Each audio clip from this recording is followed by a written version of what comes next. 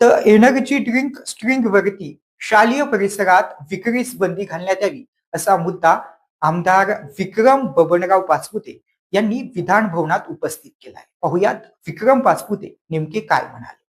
तर याच्यामध्ये सगळ्यात महत्वाचा मुद्दा असा आहे अध्यक्ष महोदय की स्टिंग हे पेय पदार्थामध्ये हे एनर्जी ड्रिंक आहे, याच्यामध्ये कॅफेन, टोरेन आणि शुगर हे तीन गोष्टींचं प्रमाण सापडतं आणि ह्या तीन गोष्टींचं जे प्रमाण आहे हे अतिशय महत्वाचं आहे.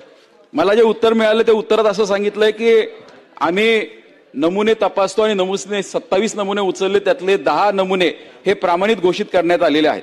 अध्यक्ष महोदय, या नॉन अल्कोहोलिक एरिएटेड ड्रिंक्स मध्ये जवळजवळ 400 mg पर्यंत कॅफेन हे अलाउड आहे.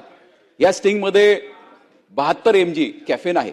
त्याचबरोबर याच्यामध्ये टोरेन आहे आणि याच्यामध्ये शुगर आहे. शुगर जवळजवळ 34% अध्यक्ष महोदय आहे. माझं सांगण्याचं तात्पर्य एकच आहे, तसं पाहिलं तर हे नियमात बसतं, हे ड्रिंक नियमात बसतं, पण याचं जे कॉम्बिनेशन आहे हे खूप डेडली कॉम्बिनेशन आहे. याच्यामुळे मुलांना लत लागते आणि हे स्वतः उत्पादक हे त्यांच्या रेकॉर्डवरती मान्य करतात. ह्याच्यावरती त्यांनी लिहिलंय not suitable for children, pregnant women. म्हणजे एवढं असताना सुद्धा सर्रास स्टिंगचा विक्री ही शाळा परिसरामध्ये केली जाते आणि हे थांबवण्यासाठी सरकारने एक अध्यादेश सुद्धा काढला होता.